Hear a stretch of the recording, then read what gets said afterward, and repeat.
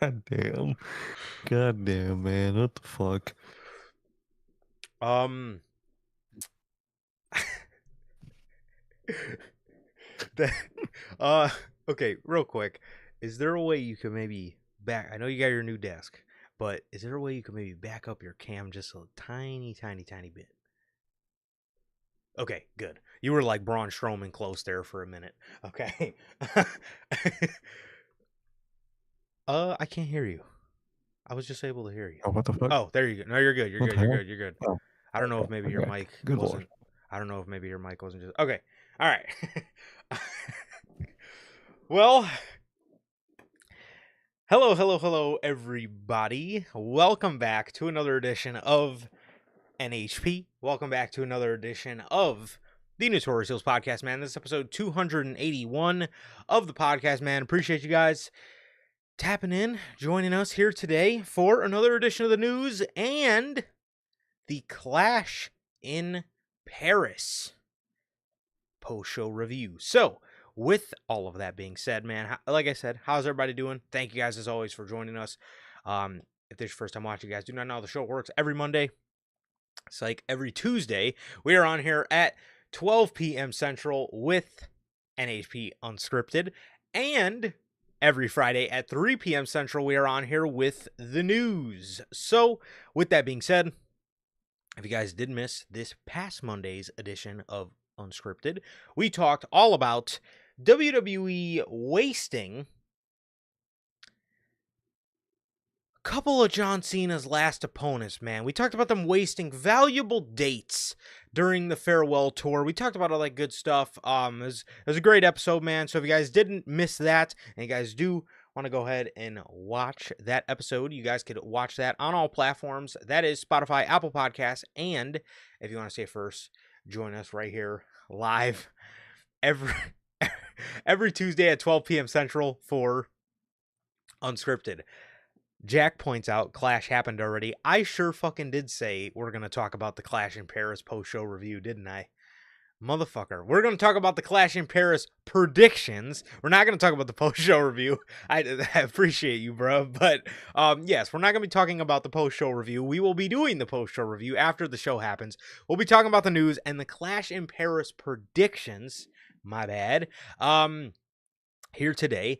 However, if you guys also have not got a chance to get your hands on some of the official NHP merchandise, man, you guys can now find this live on the merch shop. That is bonfire.com. Links to the top of the description of this very video, man, where you can find this beautiful piece of NHP merchandise live on the merch shop. Again, link is at the top of the description of this very video, man. Also, if you guys have not got a chance to get your hands, or what am I talking about? If you guys do not know who we are here at NHP, I am Johnny, one half of the host of this very show, and as for the other half, we got my man Sir K here. Sir K, go ahead. Tell the people, what are you smiling about this evening? Oh, I had a good day, man. Had a good day overall. Can't tell you what I'm always smiling about, but I can tell you, had a good day, man. Everything's been great. Overall, man, everything's been good and just been chilling, man. Waiting for the pay-per-view after pay-per-view. We got Clash this weekend. We're going to SmackDown next Friday. Extremely excited for that, man. So a lot of greatness coming up, man. And I'm really excited for everything that's going down, man. It's going down. Like Durante always asks, how's life? How's the family? Life's good. Family's good. How is everybody doing in the live chat? How's everyone watching the replay? What about you, bro? How are you doing? I am doing good, man. I am doing good. Yesterday, for the first time, I think it really maybe set in a little bit to the point where I was like, yo, we are 1 week away from, because it was past midnight by then. So, but still yesterday to me. I was like, yo, I am stoked, bro. It is 1 week away, and I'm pumped, when dude. the clock strikes midnight and it becomes September 5th, say a prayer for your boy, because it's going to be an emotional night. It's going to be an awesome night. Man, I'm fucking excited, man. I am fucking excited, bro. We get to see the GOAT. We're getting that merch drop. Hopefully by Tuesday. By Tuesday they will have it out, so we'll be able to give our thoughts. Either way, I'm buying the fucking thing. But still, I would like to buy something that actually looks nice. But regardless, hopefully the John Cena shirt, it will be, but the John Cena Farewell Chicago shirt will be out by then. I'm hoping to some heat, bro. I'm hoping to some heat because um he's the GOAT, bro. He's the GOAT. He's the greatest of all time. We get to see him in 1 week, bro. We will be outside of Allstate Arena getting ready to see the GOAT. I am fucking pumped. I am so pumped, man. Yeah, I am beyond pumped.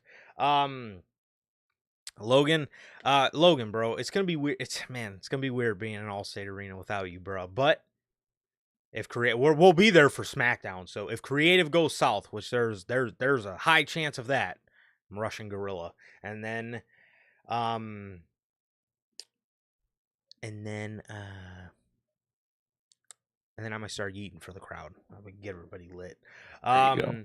Exactly. So yes, I am doing good. I am doing good, man. How's everybody doing in the live chat? We got my man Jack, man. We got Logan here. Thank you guys so very much for joining us here, or whether you're a part of the Replay Mafia. My guys JT and JB. Thank you guys as always for joining us. Jack.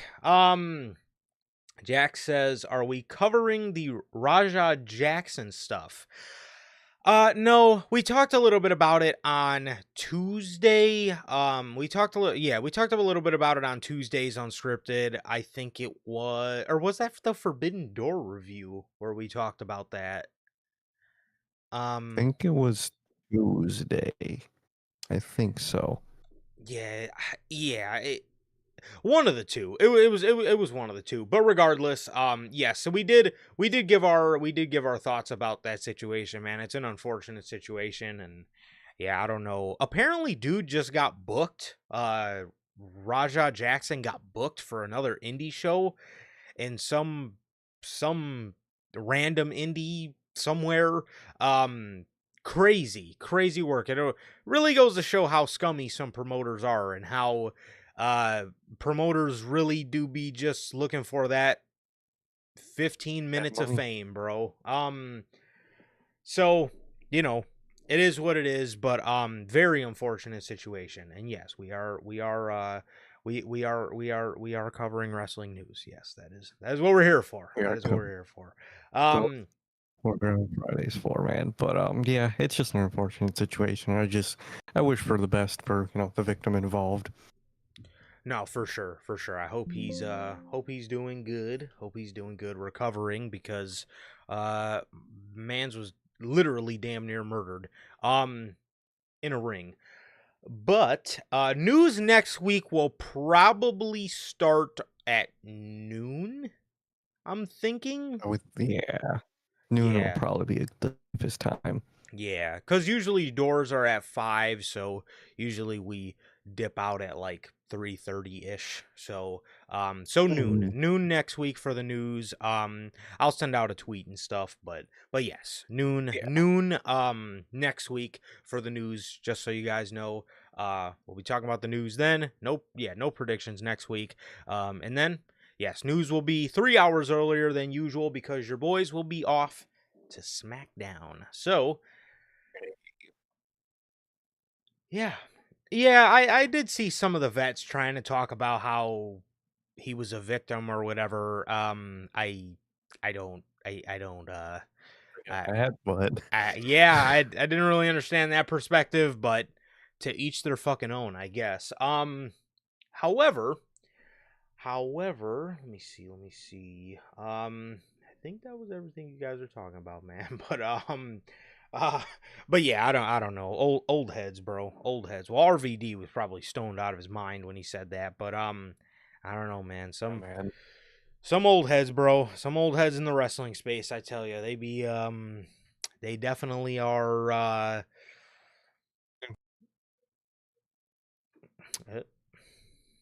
we just lost Sir K. Okay. Yes, it's official. I don't know what happened to Sir K, but yeah, you know how it is, bro. You know how it is. A lot of a lot of these old guys in the business, they definitely um they definitely they they definitely can I don't even know what I'm trying to say. They definitely can be very uh I don't know. Sometimes it just seems like they say the things they say just to grab a headline or just to, I don't know, be different or whatever. But yeah, it's a very unfortunate situation, man. I wish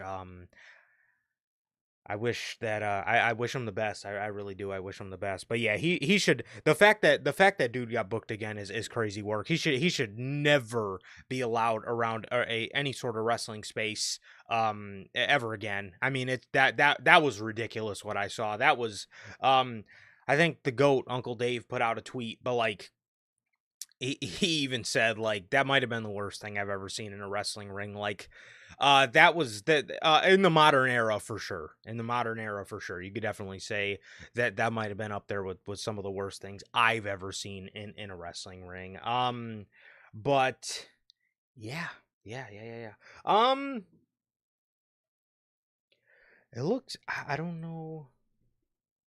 I don't know what happened to Sir K, everybody. I don't know. He's probably going through some technical difficulties on his side. Let me.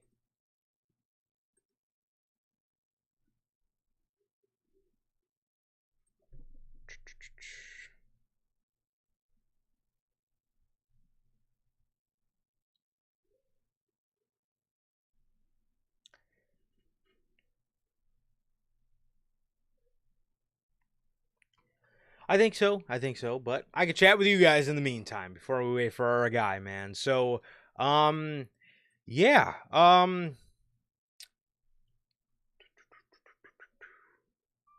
Yeah, regardless, very excited for SmackDown next week. Very excited for SmackDown next week. You know, I feel um like I was just saying, it definitely is going to feel a little bit weird. It's definitely going to be a bit nostalgic. Allstate Arena is obviously the only arena WWE goes to around the Chicagoland area.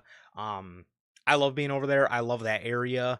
I love that area. It's there's a lot of great food spots around there and all that jazz. So it's a really nice area, bro. And yeah, I am overall very excited, man. And it's like I get nostalgia too, man, because I always think back to I always think back to me and my dad going when I was when I was a kid. You know, that was 2011 and it was Raw. I want to say it was December 26th, 2011, and obviously I went to see John Cena. I went to see CM Punk, man. Those are my guys. Those are my guys and it's definitely gonna be nostalgic for sure, for sure because I'm overall very blessed, man. Very blessed to be able to to be able to go, right? Very blessed to be able to go, man. Um very blessed to be able to just I'm very blessed that we have a farewell tour and I'm blessed that I get to be a part of it, man. I'll wait. I'll wait till my thoughts afterwards. I'm that following unscripted after we go to SmackDown. I'll definitely have a lot to say about the show, for sure. But yes, All State Arena acoustically is the best arena. In Chicago. I would say the second best, I would probably give it to the United Center. I would probably give it to the United Center for the second best arena in the area. But yeah, so it looks like there he is. He's back. There he is, man. Fucking good old Discord just randomly just doesn't recognize my camera for some reason. Crazy work. Absolutely crazy work. Oh, okay. I think his Discord just narked out on him again. Wow. That was short lived. That was very short lived.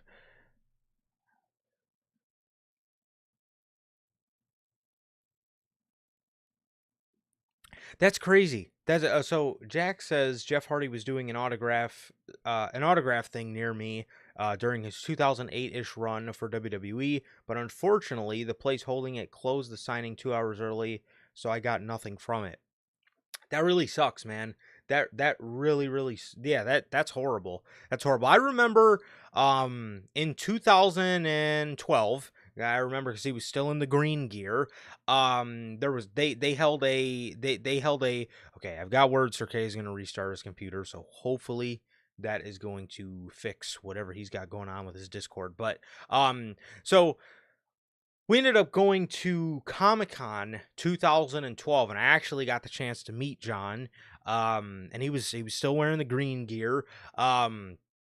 He was still wearing the green gear, but yeah, I did get the chance. I did get the chance to meet him. We had to wait a very long time. We had to wait a very long time. I think we sat in line for like 3.5 hours. Thankfully, I do have all the pictures somewhere. But um there was one guy that was he was kind enough to let me and my little cousin take a picture with the spinner belt that he had. So that was pretty dope. That was pretty dope.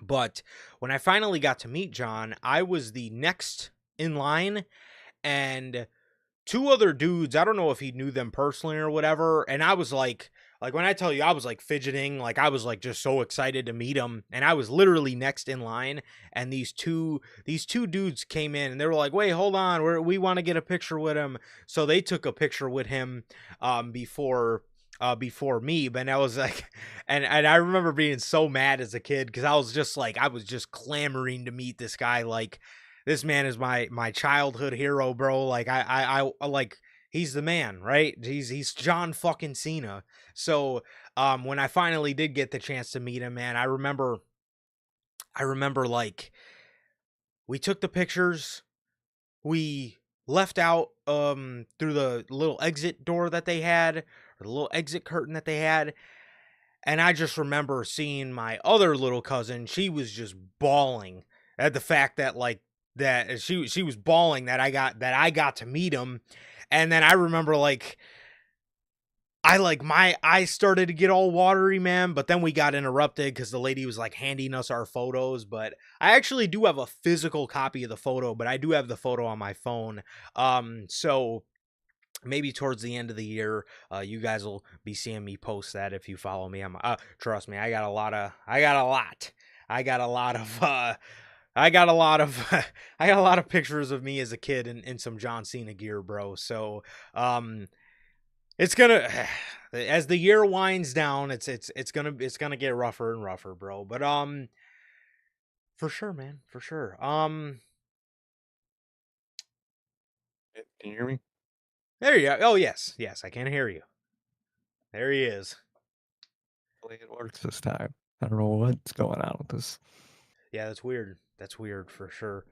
Definitely, it's this. I don't ever remember it doing that. But No. anyways, um, that's my little story to pass the time. That was story time, and now we are going to get on with the AEW news, and then we're gonna go over the WWE news, and then we will be talking about not the Clash in Paris post-show review. We will be talking about the Clash in Paris predictions at the end of the show. There's only There you 5 go. matches on the show, so should be rather shorter. And I think the show does start at 12 or 1, so the show should be over by anywhere from 3, 4, or 5, whatever the exact time is. But yeah, man. So like I said, we're gonna start you guys off with the AEW news, and we actually have news on AEW's HBO Max situation ship, if you could even call it that. It's like they're it's like they're Yeah, it's like their side. I was gonna say, at this point, AEW is basically HBO Max's side hoe at this point. They really are. It's Because it's like it's like 'cause it's on Dynamite and it's on like TNT and whatnot, and they prioritize that. But it's also on HBO. It just happens to be on HBO. yeah, and then they still are taking ridiculously long to stream a pay-per-view, even though they stream Dynamite and Collision weekly. So I just don't really understand what's going on. But anyways, so according to Fightful Select, over the course of the year, a few different possibilities regarding AEW pay-per-views on HBO Max were heard. One idea is that the cost of Max would be discounted from AEW pay-per-views for each purchase, which would obviously be good news to anyone who subscribes to the platform already. Another was that there would be a $10 discount on HBO Max. Did it just say the same thing twice? Wait, hold on. That's literally the wait. So is the $10 discount separate from the subscription price offer, or is that just the same thing here? Okay, one idea is that the cost of Max would be discounted from AEW pay-per-views for each purchase. So if I purchase an AEW pay-per-view, is my subscription going to go from like $20 a month to 15 or like 10? And then they say, which is obviously good news to anyone who subscribes to the platform already. Another idea was that a $10 discount would be applied on your HBO Max. Okay, am I slow, or is that the same fucking thing? That's it's literally the same thing. Which those are What is it? What do you mean? There's two options. That's the same option. okay. Well, there hasn't been anything heard resembling pay-per-views being on the service at no additional cost. Great. There would require a reworking of AEW's deal with Warner Bros. Discovery, as that is a significant revenue driver for AEW. Well, I think the one thing everybody's interested in is they don't even have that in their they don't even have that in their ballpark, which is obviously the pay-per-views being at no additional cost, because subscriptions are expensive nowadays, bro. Like, they're not $10 a month anymore. They're not $8.99 a month anymore. Subscriptions nowadays, look at what ESPN is doing, bro. $30 a month. Netflix, I think, is like 17 for one, 25 for another. Peacock's like 17 a month. Like, so again, a lot of your audience is thinking, they want the pay-per-view at no additional cost, but their AEW's idea, I guess, is if you purchase an AEW pay-per-view, the cost for Max a month is going to be discounted. I don't know why they don't just discount the pay-per-view like they originally said they were going to do, but this is so stupid. It's so stupid, and these streaming platforms have no clue what they're doing in terms of subscription types, this whole tier system they all got going on, their whole selection of seasons on this one, another season on this one. It's a whole mess. And obviously, Warner Brothers has just a long history, especially if you look at DC, with just doing dumb business decisions. So, look at HBO Max, man. Either you get a discount on the subscription if you buy the pay-per-view, which really don't know how that works. So you buy the subscription and then you buy the pay-per-view. So that means you get money back from the subscription. Or if you do the other way, you just discount the pay-per-view. You just pay less money instead of randomly getting money back. Either way, it's just a whole mess of systems. Just make it simple. Whatever price you pay for the fucking subscription, minus it from the pay-per-view. Bing, bam, boom. Easiest fucking way to go about it, man. But these subscription services have no clue what the fuck they're doing, man. And this is obvious. This is obvious. So as much we used to, be constant about getting those pay-per-views on Max. The fact that they're on not Bleacher Report anymore is really all that matters for AEW. We do it off of YouTube. I like that. I think it's a good way to do it. If they do Max and you do get some off, that could be a way to go. And that could be a way to get people to Max. So maybe they should look into something like that, man. I think so. I think so. Yeah. you, again, like you mentioned, At this point, YouTube is that's our way to go. That's just the easiest route, even though like um LOL, like AEW, my YouTube, it doesn't let me purchase it on the app, because when I click buy ticket, $49.99, I'll click it and it just doesn't work. But there's a simple enough workaround to where I could just go to Safari and just go to the YouTube website, and it'll work fine on there, and then I just refresh and it'll be on my TV.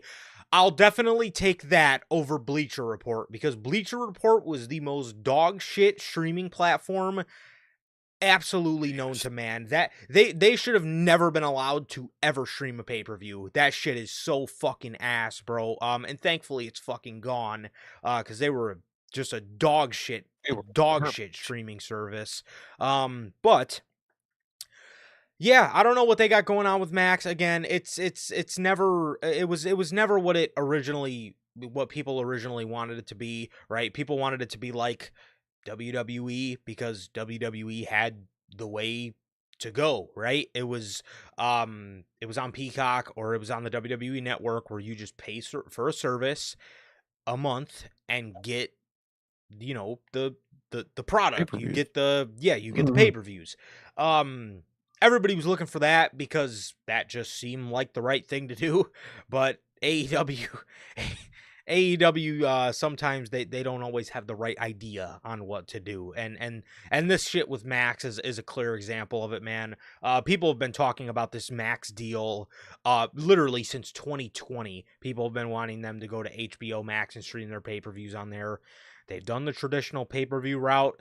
They've clearly told you multiple times they like the traditional pay-per-view route. So, it is it is what it is. But Here to yeah, I stay. mean, it definitely is. But this stuff with HBO Max is quite literally a joke at this point. Just don't even fucking put it on there. Just stay on what you're on now, because what are we doing?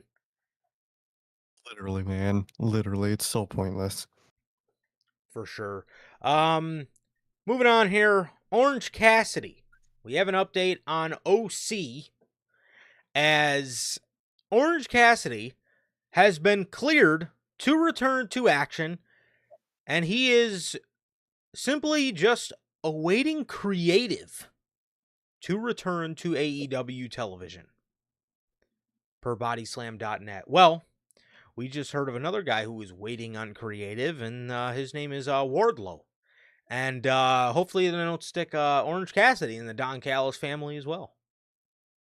And, you know, the scariest thought I got about Orange Cassidy and his return, you know, he was wearing black denim for a little bit when he was like in his dark phase or whatever the Please, fuck that was. please no. I swear to God, if he is the one that awoken Luchasaurus, I will just walk off a bridge and just won't return, man. Ooh. Because that sounds horrible. But it's so bad I wouldn't be shocked if they do it, man. So you just had to put that out there, just in case it does happen, which I hope it does not. But it's interesting they're waiting creative for him. So I'm just assuming when a path opens up for more baby faces on the show, we'll see them.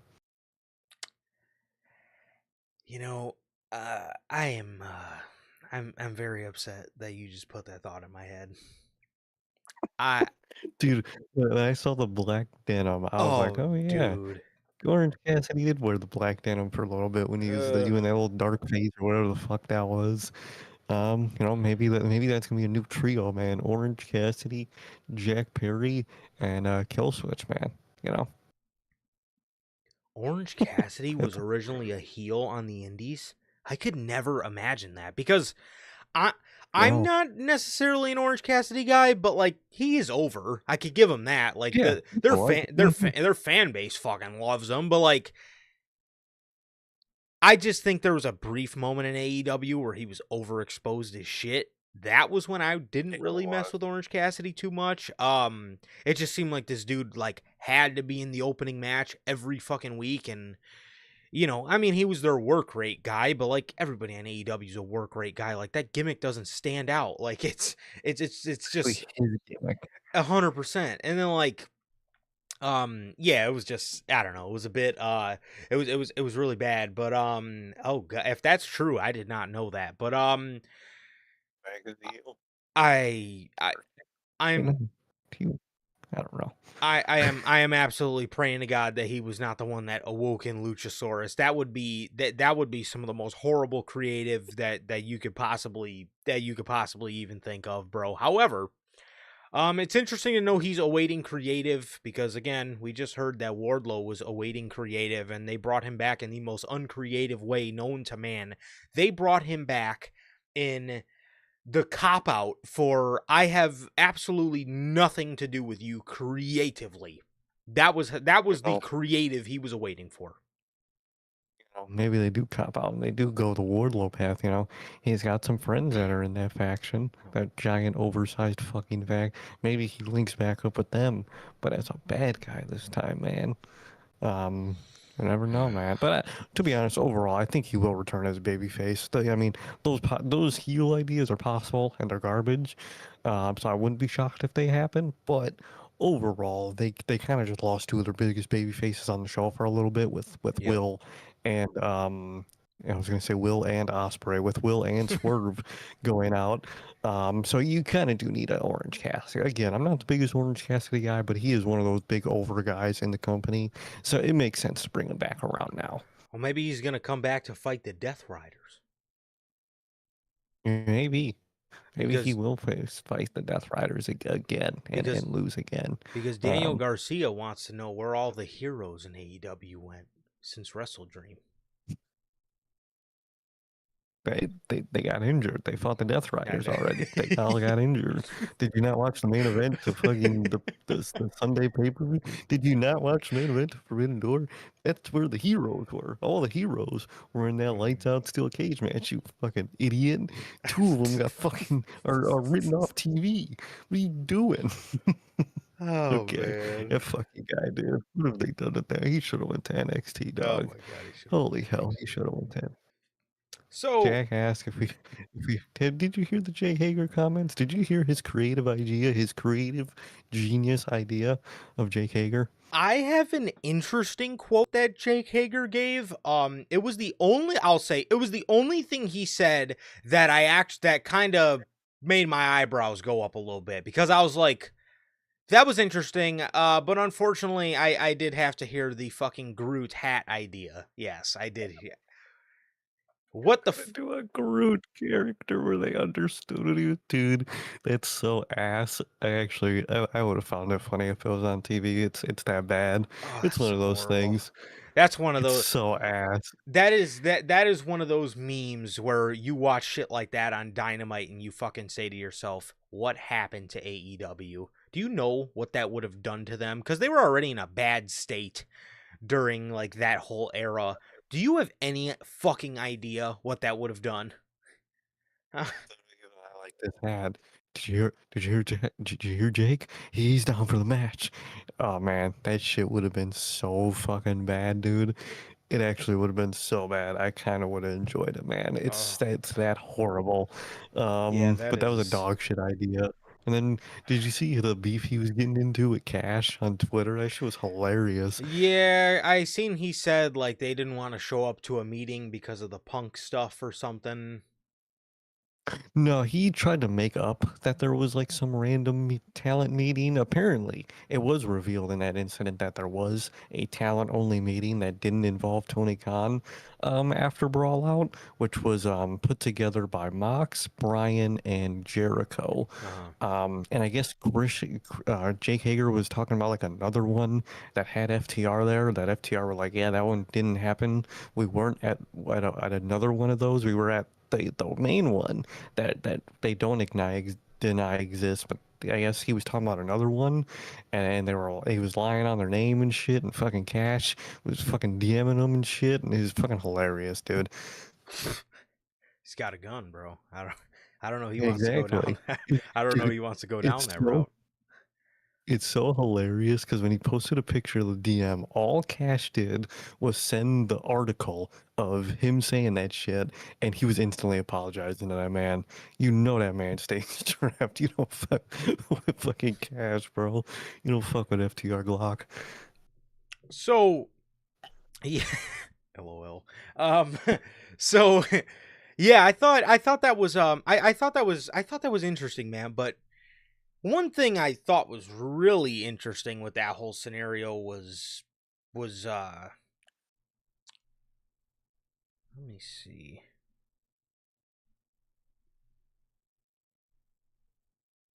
It was, where is that story? Oh, listen to this. So he was speaking to Sportskeeda, and Jake Hager takes shots at Tony Khan while discussing Cody Rhodes' AEW departure. So he says, I think everything changed after Cody left because he was involved with it, and after that, it just became a free-for-all. Young Bucks and Kenny Omega still had a big say in what they were doing. Chris Jericho obviously had a big say in what he was doing. Even Chris would tell me that Tony would not respond to his messages for 2 weeks. It became a point. Either AEW is important or it's not. It just seemed like it was not to him. They stopped doing production meetings. They stopped doing anything to make show timely. We would be waiting around to 5 p.m. to find out what we were doing for the day. What live television show does that? Only ones with money behind it.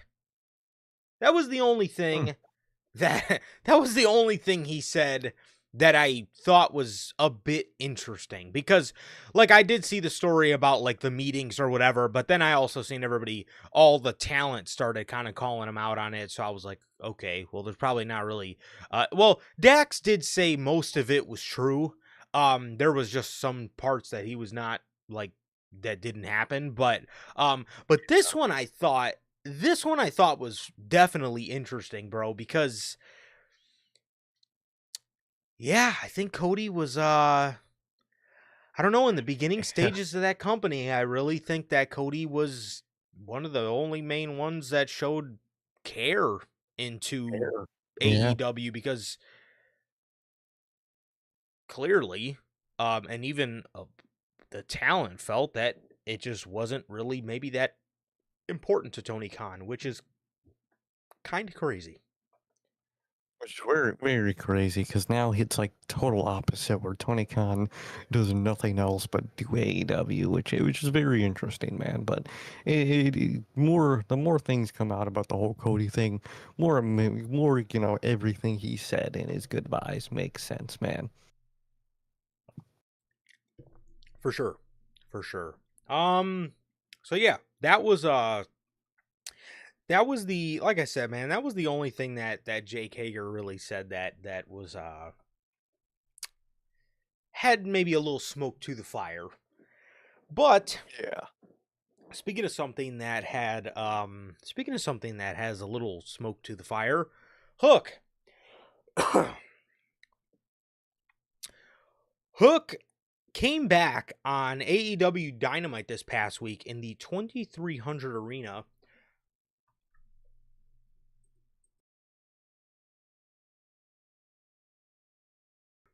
Excuse me. Okay. Hook came back in the 2300 arena this week, and he came back sporting a new theme song by J.J. Johnson, and it is titled "So Tell the Girls I Am Back in Town." So, the first thing I thought, where is the chairman's intent? Because this is odd. Where is Action Bronson? I like Action Bronson. I like a lot of his music. I like a lot of Action Bronson's a feature on my favorite rap album of all time, Acid Rap. Action Bronson has another banger song, Baby Blue, with Chance the Rapper. Action Bronson, I like Action Bronson. I love the Chairman's Intent. I think it's a great theme song. So, Hook coming out to that, I was like, the song's not bad, but where's the Chairman's Intent? Mm-hmm. So, according to Fievel, and I knew this was the case immediately, but last year, when Action Bronson took shots at the AEW environment, now if you guys remember way back, like it says last year, Action Bronson said something along the lines of he wanted to get back in the ring again, but the vibe backstage at AEW was weird, or he felt that like maybe people didn't like want him there. So he says he took shots at the AEW environment, which did not sit well with a number of people in AEW. However, at least one person said that things seemingly have smoothed over at some point, but the decision was actually made by then to move on to a different theme song for Hook. It was noted back in January that Hook was coming out without his entrance for a specific reason. The rights to Bronson's theme had expired, and the company was working on what to do for his next theme. If you go back to January, you'll notice that AEW was being creative in bringing him out with other people. They have also been having him attack people without his entrance music playing.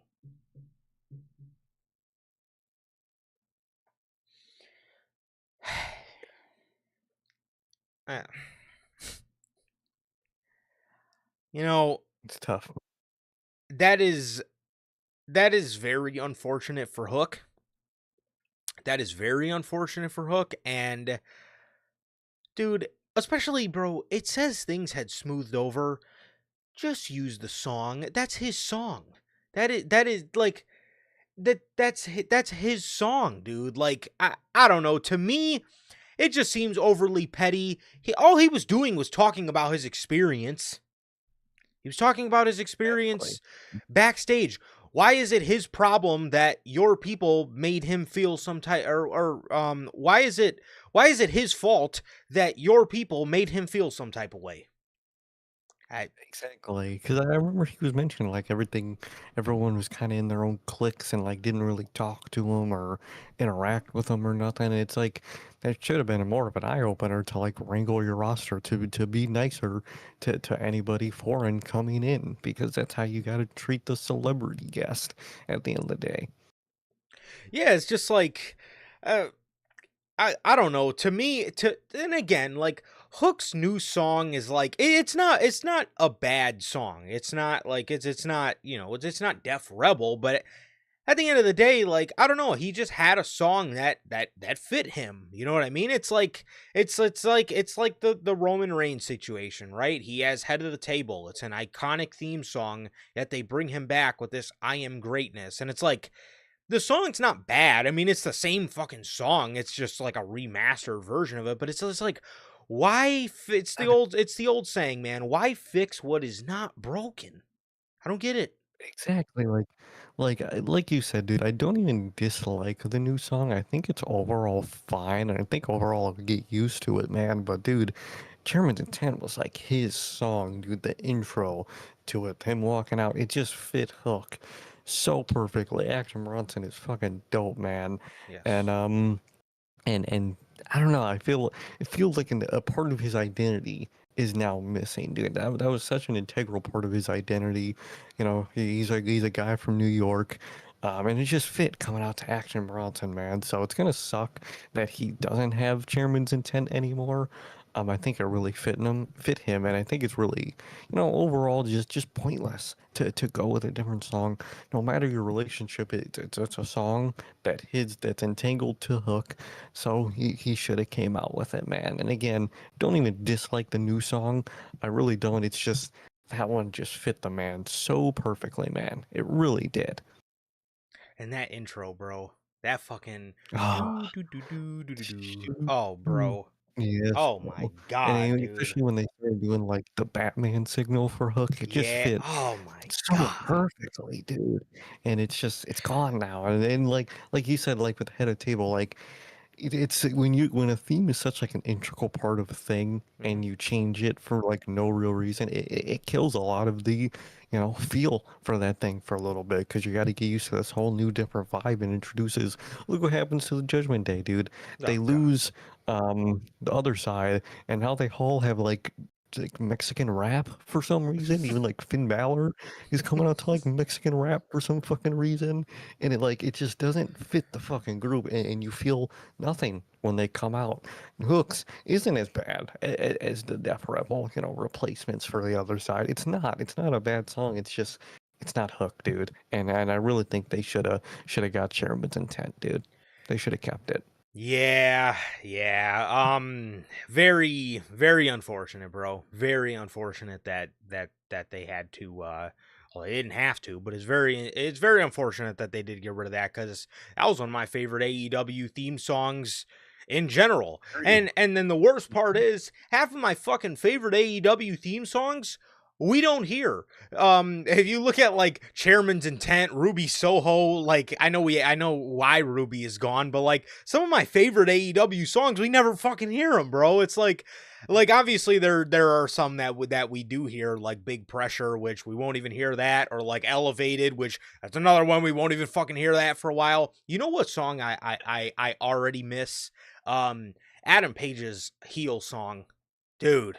That Um, that song was fire, dude. I miss Brian coming out on TV oh, to that goated ass fucking remix, dude. I love that goddamn song. Even Brian. pay-per-views Final Countdown. Oh man, Oh, Brian has to come out to.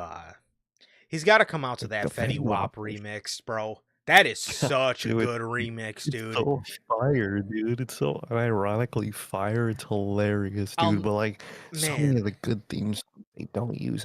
A lot of people were saying for the elite, elite maybe, coming together, and we'll talk about that on Tuesday, man. Mm, A lot of people want them to get Wayward Son back eventually when they're all mm. together. I think that'd be cool. Oh, But man, it's just a lot of theme songs are going away. oh, absolutely. That's another one that we never hear is the Young Bucks, their OG theme song. I They're fucking miss OG. that song, dude. Now we got I like love their tag this team. this fucking shit one. I don't know what it's horrible. Slogan. It's like Yeah. it's basic, you know. It's just very basic. I think it's called Super Kick Party if I'm not mistaken. That one is an absolute banger, man. But yeah, some of my favorite AEW songs, man, we never even hear. We literally never even hear, man. But it sucks. It sucks. It sucks. I'll say though, I'm glad they gave Wardlow back his original theme song. Because do you remember when they tried to change that? The Like and they three. and it was like the very like Goldberg version of it, where it was like dun dun dun dun. It's because they were trying to get the crowd to chant Wardlow, the same way they do for Goldberg. But like, I am glad they gave him the original one back, even though he should have been coming out to War Pigs, but I'm still on that. But it's neither here or there. Exactly. Exactly, dude. It's he's such a fucking miscast and fucking theme songs, man. But I am glad that they used his original. That's better than what they had him coming out.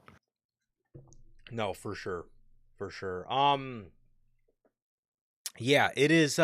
It sucks. I miss hearing. I for sure miss hearing Ruby Soho. That is such a good entrance song, bro. That is such a fucking good entrance song.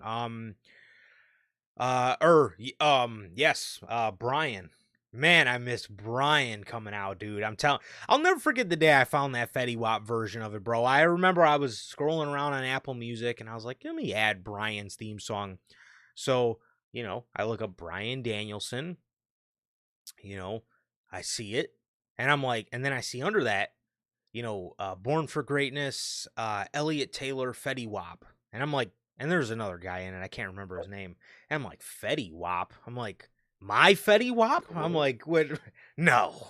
Surely this can't be the greatest rapper of 2015, Fetty Wap. I'm like, surely this can't be him.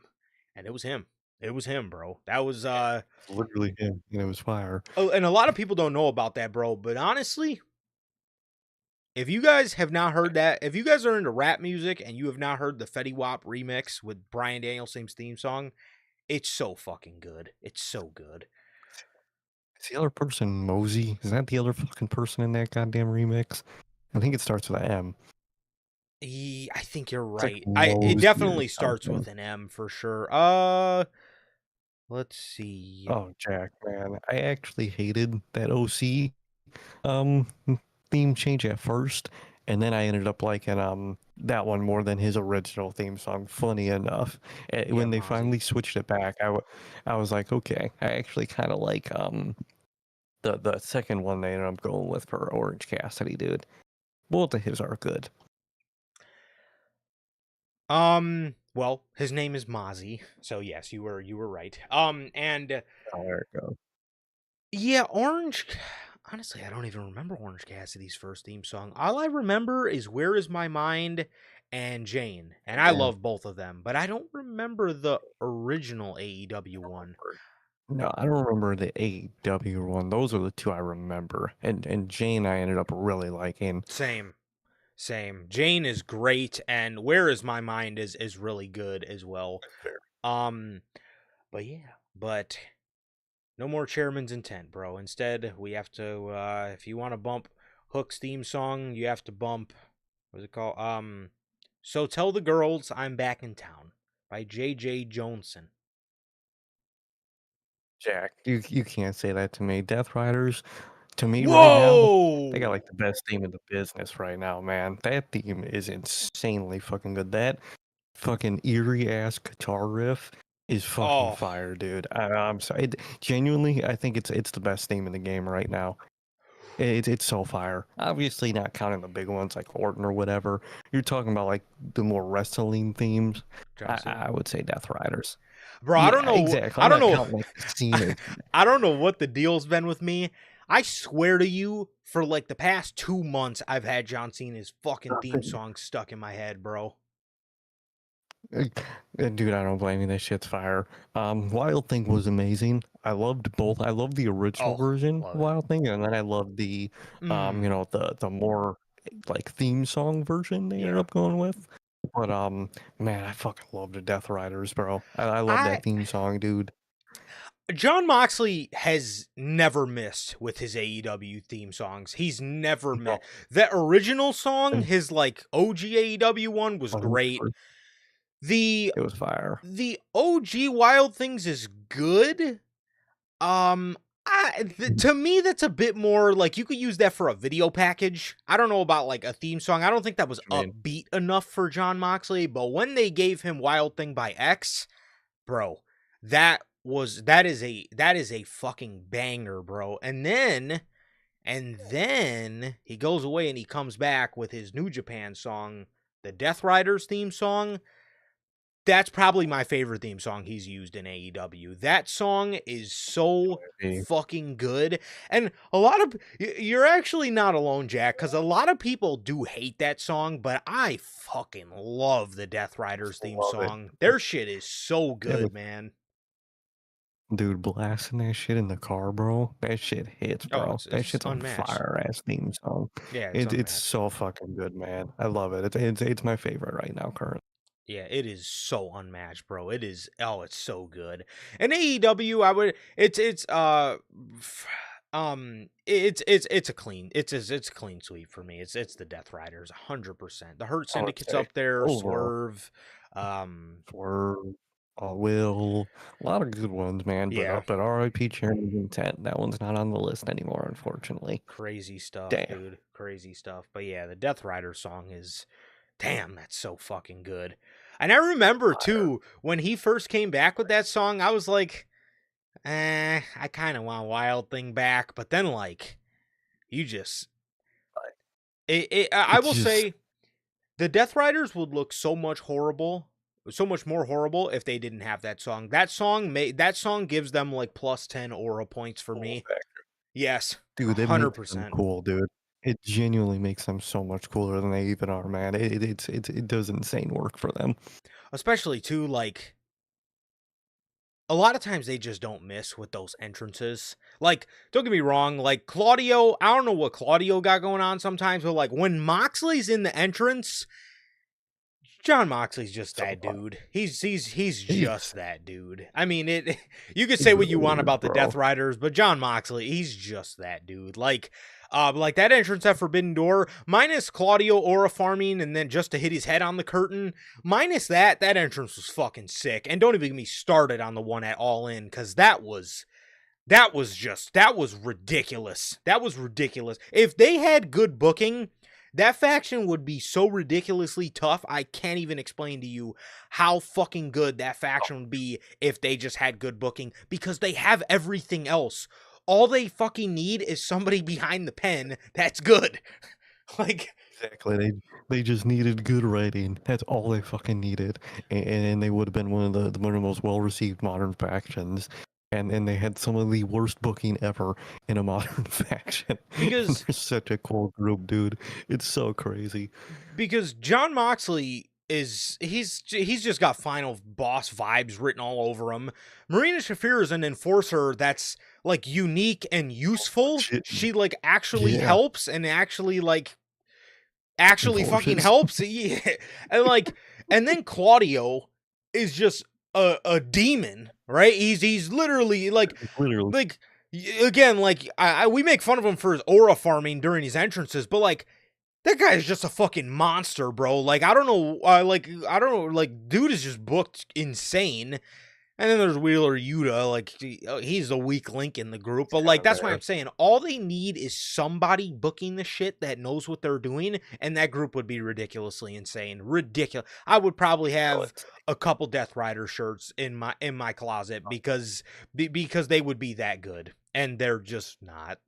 They, owl logo is pretty sick, dude, and it's just like no oh matter how sick yeah. that theme song is, I'm not buying a Death Rider shirt. Oh You know what I fuck mean? no. But if the booking was good, I would have, dude. I so would have. I didn't touch a Bloodline shirt until 2022. I'm not walking around with that. Exactly. Like, No, fuck no. I'm not walking around with fucking Judgment Day merch in the year 2025. You know what I mean? Like, get the oh, fuck out of here. even Judgment Day, bro. I remember like their merch is so cool.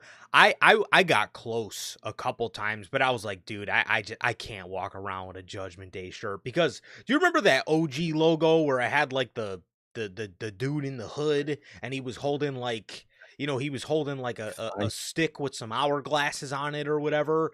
That logo is so tough, bro, but it's the Judgment Day. Like, ugh. Exactly. Like, I'm not wearing a Judgment Day shirt. You know what I mean? I don't blame you, dude. I don't blame you. It's like wearing a Jet Speed shirt. It's like, Like, dude, bro, get you out of you here. look, dude. Did you see the shirt at AEW that I sent you guys, dude? The fucking AEW logo where it said something Yes, about sickos on the it said back. on the back, it's for the sickos. I did see that. And there was people in the You crowd are wearing that. wearing it. Yep. Fucking dorks, dude. Dorks, man. But, all Death Riders needed was that booking, bro. That's literally all they needed. It's a shame. It's really a shame. That's what happens when you have people that don't know what they're doing booking storylines that Yeah, are meant that's to what be happens when main you event storylines. that's what happens when you make some fucking pasta with all sauce and no meat, bro. That's what happens. God. No meat whatsoever, just pure as Mm-mm. fucking ragu sauce. Whole jar, bro. And none of the fucking substance. Oh man. Well, for our final AEW story, now that we're ranting about AEW theme musics, according to the greatest to ever do it, Uncle Dave, he is reporting that Kenny Omega is reportedly battling very serious pain. What exactly that means? He went like an inch deep and an inch long. That wasn't really. He did not really expand on that whatsoever, other than he's battling very serious pain. Thank you, Dave. Thank you. Thank you for the clarification, I Dave. got it. I know so much information. This could literally mean a million different things. It could mean, dude, to his past diverticulitis related injuries. It could be just general like joint, this, bone injuries. It could just be, he went through a lot in this business physically. It could just be general pain. We have no fucking clue because he didn't fucking elaborate. But it sucks to see like Kenny's one of those people that's just like is always, obviously from his history in the business is just always, in pain. And it really does suck, man, because it gets to a point where you're like, is what you're doing on TV worth it, man? Because you're great. You're amazing and I love seeing you, man. But damn, I don't want to see you like that. You know what I mean? Yeah. Yeah. It it it is a very unfortunate case with Kenny Omega. It really, really, really is. It man, it's so sad to hear. I seen this very early in the wee hours of the morning today, and I'm looking at it and I'm like, why was he on Dynamite then? Because they slotted him back on Dynamite like nothing had ever fucking happened.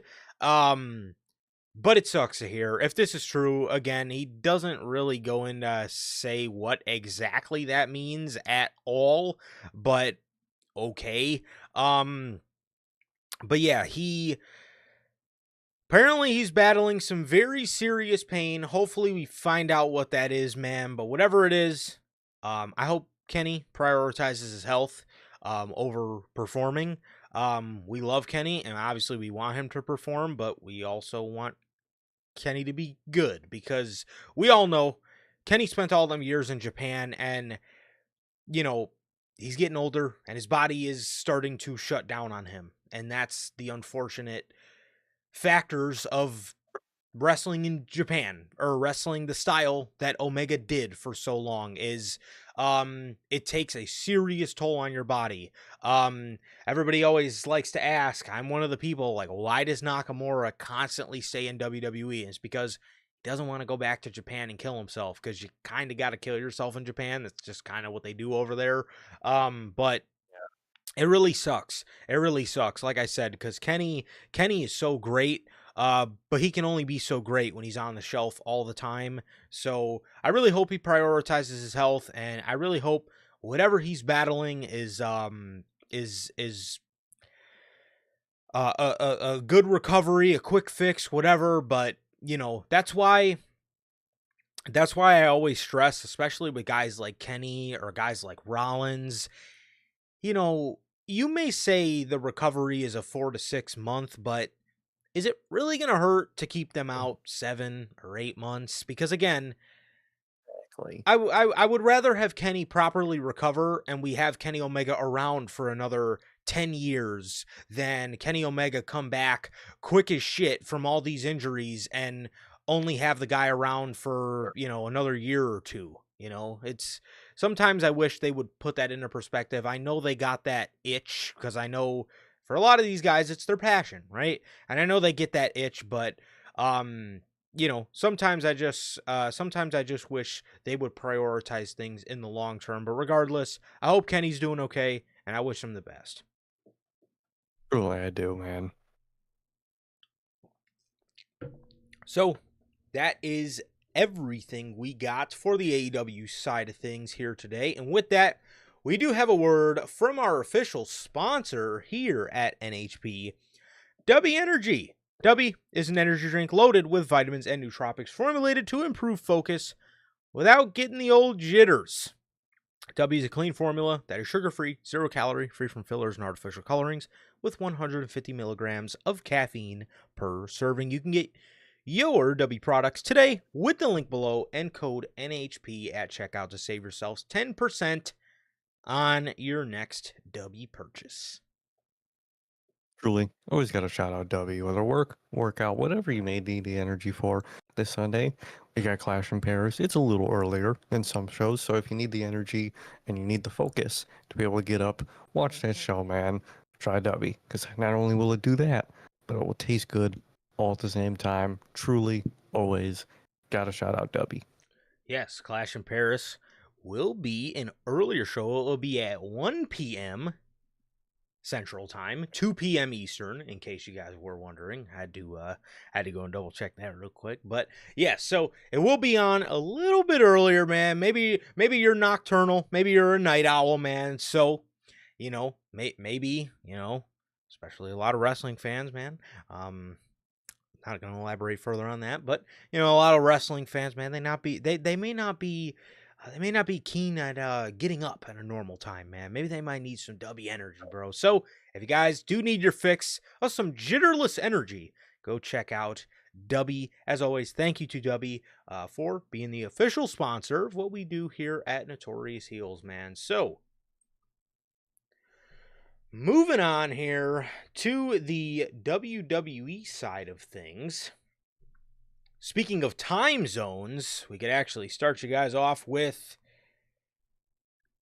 Monday Night Raw. So, according to WrestleVotes Radio, WWE Raw will have a special start time of 7 p.m. Eastern, which for us here in Chicago is 6 p.m. Central.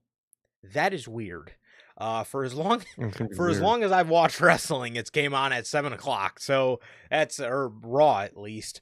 So we'll have a special start time of 6 p.m. Central for a few weeks in September, specifically on the 15th, 22nd, and 29th. The decision was made some time ago, as WWE and Netflix want to see how the show performs with an earlier start time against the NFL.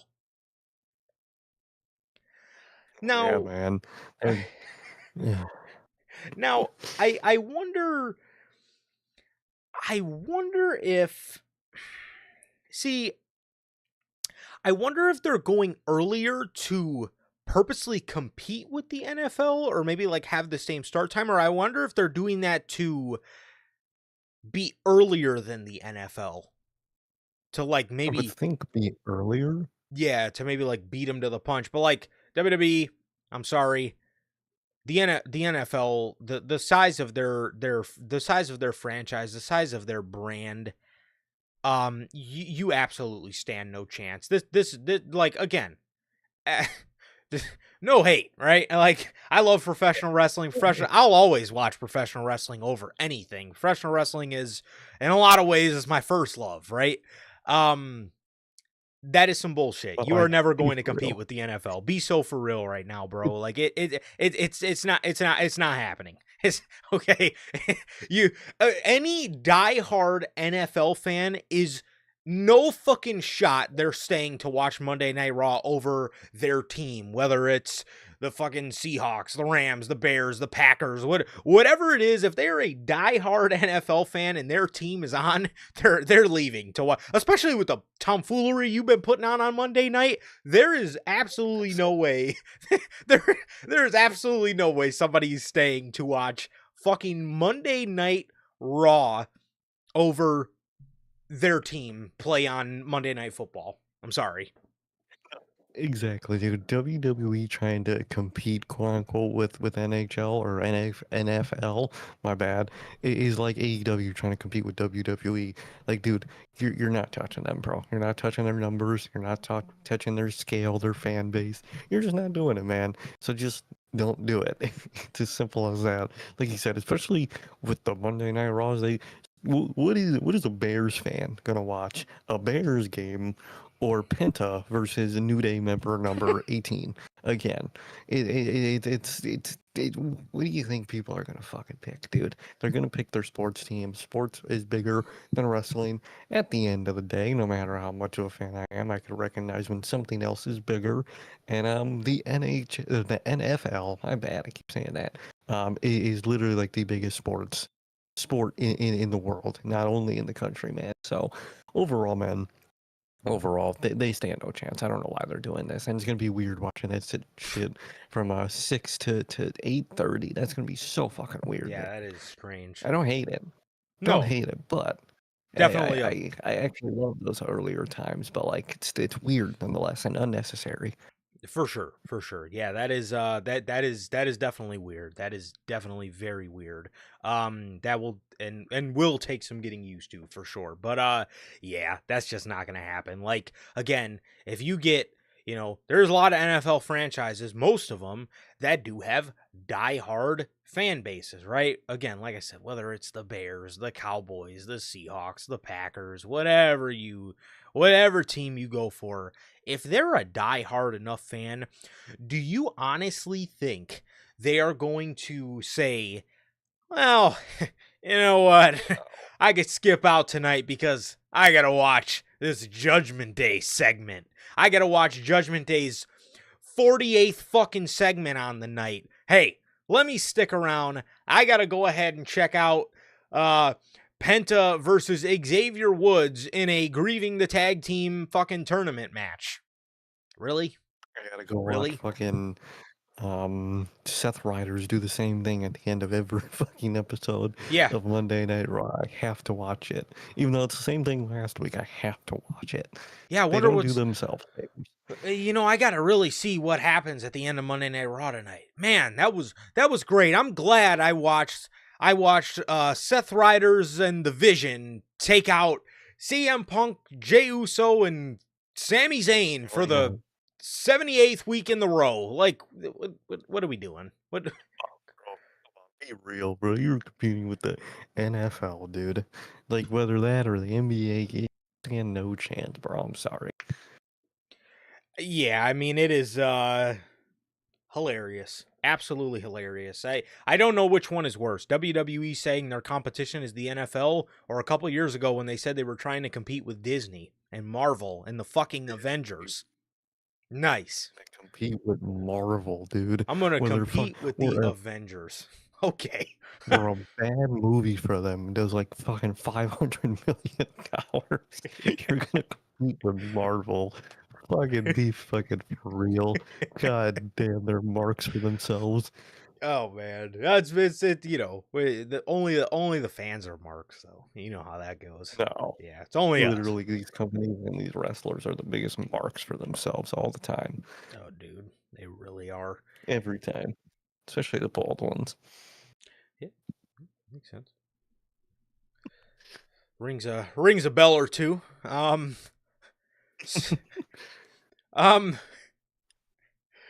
so moving on here, we have, well, speaking of something that instead of watching your favorite NFL team, you might want to go ahead and watch a Judgment Day segment, which there's a story Yeah. on a member in the Judgment Day. And that member Oh, being shit. Roxanne Perez. So, according to bodyslam.net, WWE has big plans for Roxanne Perez. Perez is being viewed as a major, yes, it says it twice, star for the company for the future. Long-term plans have Perez kicking into high gear in the future. That is the most generic fucking. What? He's gonna kick into high gear. We're gonna kick into high gear in the fast lane. Like They what said kind that of? on What WWE in Unreal WWE? for sure. They 1,000% said that on. That is an episode of WWE Unreal if I've ever fucking seen one, dude. So like, what the hell? I mean, we see these stories a lot where a company's high on a person A, and come the next year, you look at Drew McIntyre, bro's still just tweeting Twitter because that's all he can do on television. But you, I feel like a lot of the ones for the women are more legit, like the one for Stephanie, this one for Roxanne. I believe the women one, but more than I believe the men related one that end up always coming out. Yeah, it's with WWE at this point, dude. When we hear these kind of stories, it is it's a very it's a very you know I'll believe it when I see it type of thing, because again, what did we talk about at the end of 2024? Drew McIntyre was going to be a major focus in 2025. Finn Balor is set for a huge push in 2025. Stephanie Vaquer is going to ramp it up, or whatever weird term they used. Stephanie Vaquer is going to ramp it up in 2025, and now we're hearing that Roxanne is going to kick it into high gear in the near future. Rox is a stud, right? I mean, we know that. She's so great.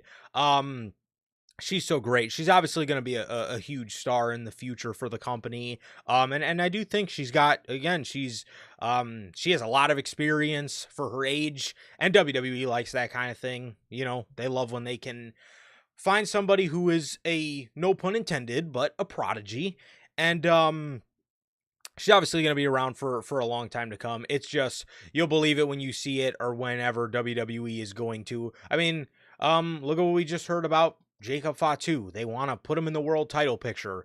We haven't seen him since. So, and I doubt that thing's coming off of Cody for Drew McIntyre. So, does anybody want to explain to me what fucking championship Jacob Fatu's going to be winning? Because one of them's on one of them's on the leader of the Death Riders B team, and the other one is not coming off Cody Rhodes until he gets to Randy Orton. So I don't know what exactly I don't know exactly what I don't know exactly why a story would come out like they're gonna put him in the main event scene when he's babyface. Can't get away from the bloodline, it seems, and the other champion is a babyface. So I don't really know about that. I'll believe it when I see it, but overall, I mean, you do get the vibes that she's going to be a major star. It's just, when is WWE finally going to actually take that step? Because now she's in the Judgment Day, so I'm assuming we'll have to wait till... yes, I'm assuming we'll have to wait till Liv Morgan comes back so they can settle that whole beef and get that fucking story finally on the road. So I'm assuming until then, she's just going to be doing Judgment Day segments every fucking week. Man. Yeah. So with that, we do have news on a potential call-up. So according to WrestleVotes, some WWE creative members on the main roster believe bringing Ethan Page to SmackDown as a part of the new Canadian faction with Chelsea Green would immediately establish Ethan Page as an important player. Multiple people love the pairing and want to see more of it. What are these multiple people? That's a great question. That's a great question. I don't know. I don't watch NXT. If they are great, put me on. But Ethan Page and Chelsea Green, I knew they were together. I just didn't know it was. I didn't know it was great. I also don't know what they mean is that it would immediately establish him as an important player. Dude, he's coming up with Chelsea Green. He's like, no disrespect to Chelsea Green, but he's not coming up aligned with John Cena. Like, what do you mean it's gonna immediately establish him as an important player? Okay, if I'm being 100% honest, bro, Ethan Page is great. I love Ethan Page. I think he's great. I don't think he stands a chance on the main roster. Not now. I think he's gonna get lost in the shuffle. Dude, Jacob Fatu right now is lost in the shuffle. He is not on television. Stephanie Vaquer is stuck in backstage segments, dude. Nobody is safe right now, dog. You think Ethan Page stands a chance? I like him. I think he's really fucking good. If you were to put him in a group to instantly make him important on the show, I would think that group would be like the Seth Riders or something. Yeah. Putting him a group like that would instantly put him of importance on the show, but I don't think they're going to do that. So I would hold off for now if I was being honest. I would too. I would too, to be honest. Yeah, I mean, Carmelo Hayes is lost in the shuffle on SmackDown, bro. who isn't lost on the shuffle on SmackDown, to be honest? Drew McIntyre is in a world title program right now. The world champion's not even there, but he's still building a match to, I'm assuming, for WrestlePalooza with Cody Rhodes. And even he feels lost in the shuffle. The MFTs are lost in the shuffle. By God, the Wyatt Six are lost in the shuffle. Shout out to WWE, by the way, for taking Bo Dallas out of that fucking suit. Thank God. What are we doing? But I can't name you one person on that show that is other than John Cena, who is part-time, that you can actually say, oh shit, I gotta check out SmackDown to see what blank is doing. John Cena is the only name that fills that void. He's the only one. It's literally John Cena, and that's it, dog. That's literally it. Come on, man. Come on, don't bring him up like that. That'll instantly get him lost. I don't know, man. I don't know. But hopefully everything goes well for Ethan Page. I don't know. I just got a bad feeling. I don't know if it's just a SmackDown curse. But I do have a bad feeling that it just will not end well because yeah. Okay, so Bo Dallas was filming a couple backstage segments and he was in regular clothes as Bo talking to, I think I seen he interacted with Carmelo Hayes and there might have been one other person. He was just saying some cool shit. I'm proud. I'm Thank very God, proud. dude. Thank fucking God. I was so sick of that mask. That was his biggest detriment to Yes. him in that group. And please keep that mask off of him. No, 100%, man. Like, God, never. If a bell rings and he's wearing that mask ever again, it's gonna be a problem, and I'm sure Or, they will. mm-hmm. But Oh, they will. You know it. yeah, he's just gonna be Bo in backstage segments, probably backstage Bo is what he's gonna be. So um, so that is the news on Ethan Page, and with that, we actually have an injury update on a fellow Canadian, Kevin Owens.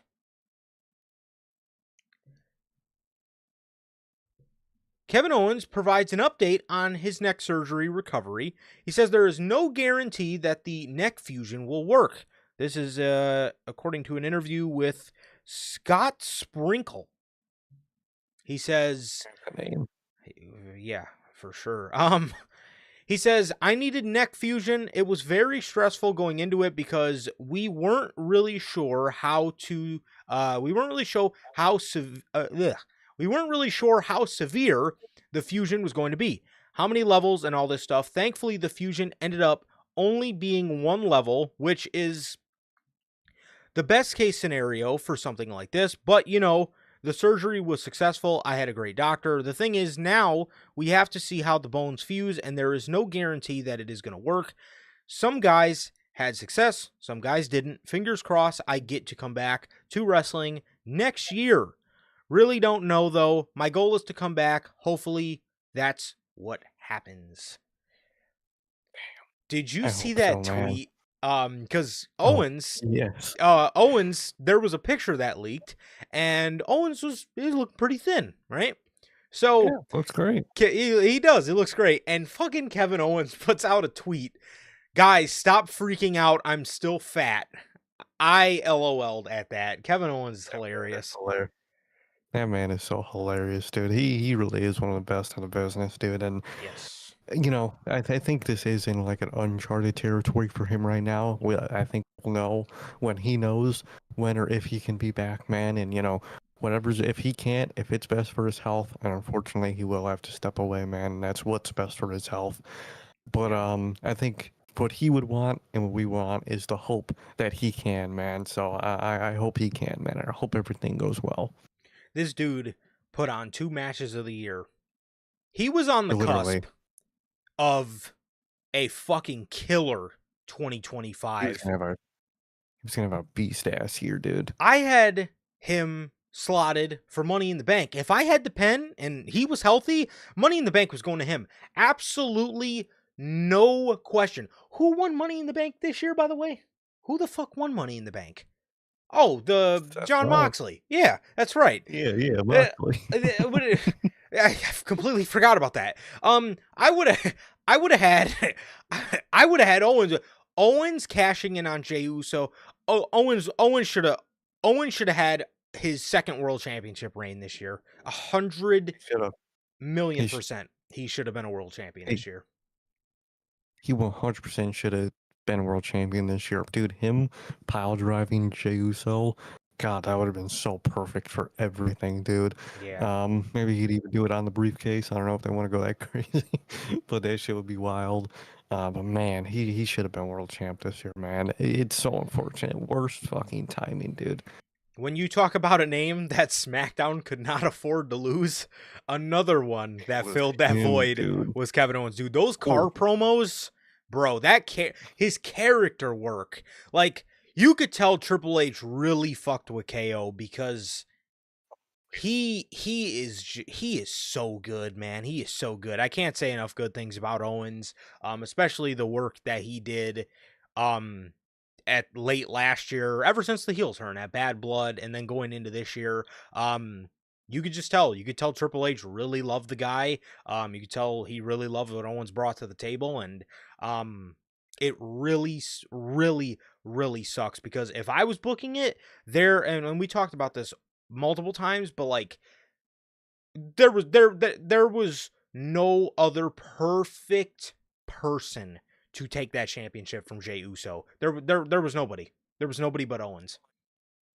it was so Owens, dude, and it just couldn't happen, man. That would have been so fucking perfect, dude. 100%. Jack says, "Can we agree Logan Paul needs to stop using the pump handle DDT? There is no way he's gonna get it over. Sadly."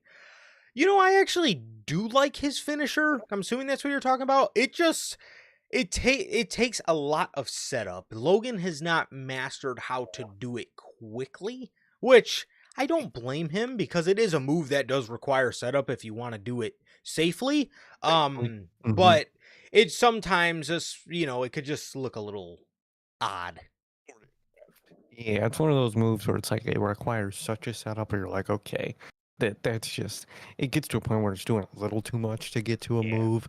I don't hate it, but it is kind of in that territory where it's like, okay, like I get it and it looks good, but it just takes too long to set up, dude. It does.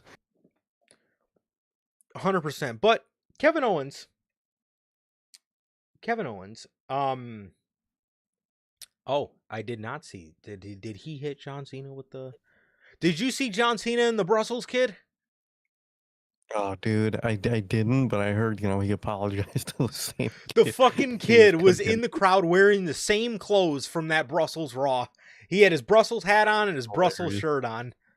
I was like, man, look. John Cena goes up to the kid. He's like, "I'm sorry, I was having a bad day." Like, bad day? You were fucking heel for 6 months. What do you mean bad day? I was having a bad. Completely buried the guy. A child, bro. He's a child. He don't know. He's a kid watching this hero. This hero just buried him. Imagine a kid just gets saved by Spider-Man. Spider-Man just starts talking shit to the You little kid, bro. fuck. Like, what do Yeah. you mean you had a bad day? Had a bad day. No, Triple H had a bad fucking day, is what he had. Man, you already know. You know it. So PW Insider PW Insider is reporting. So, like I was saying about Kevin Owens, Kevin Owens used to have a best friend. His best friend's name was Chris Jericho. We've been hearing Jericho's name a lot lately, and according to PW Insider, there have been conversations within WWE about Jericho returning to the company. Amongst a lot of talents heard from this week, among a lot of talents heard from this week, the belief is that Jericho has made overtures to see whether WWE has interest in him when his AEW deal expires. There was also like Tony Khan talking about how, Jericho, or he would love to have Jericho back, and he's done so much for AEW. But then he also said, he said, which is true, but it was a little eyebrow raising for the CEO of the company to say. He said Jericho's done a lot for AEW in its early days. So I don't know if that was maybe just a little snarky way to maybe say like he doesn't really do much for the company now, because let's be honest, the learning tree was horrible, and I think that was the end That in was the end of the line. AEW. Yeah. Yeah. So I don't know if that was maybe Tony Khan maybe letting people a little bit in on how he was feeling about Chris Jericho or the Chris Jericho situation, but this is common. We heard the Young Bucks do this. It's the smart thing to do. To be honest, just send out feelers. Are they interested? Are they not? Because it's smart in their case, because if you're able to get, if you're able to get more money out of a place just for the mere thought of you going elsewhere, that is you playing your cards Well, right. And overall, I think that Jericho, I think that Jericho is going to be back in WWE. Like Jack says, I just hope it is on a very part-time very. basis, because if we get anything remotely close to the learning tree in WWE, get it the fuck off, please. Exactly, which I think WWE will do him good because in AEW, obviously, he had a lot of creative control, which for the most part of his AEW career was a good thing. I think Yeah. most of the stuff he did overall was very good and very positive in the long run. Um, that learning tree was ass, and we all know, and I think Chris Jericho probably does overall know it. And I think being in WWE, a place where it's more we tell you what you're gonna do, and you kind of, if we trust you, you can do with that what you may, but we still overall guide you.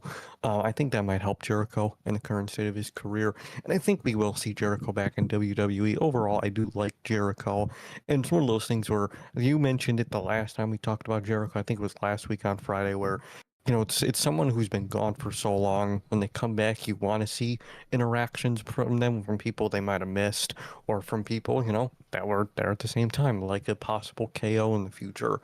I overall think he should, and I hope we see him in WWE. I think there's some fun little things he could do in there still. For sure. I talked about it last week, but like when he does come back, if he does come back, Jericho and Owens, I need to see them interact. I need And to see them interact, bro. So speaking of somebody I don't want to see come back, Vince McMahon.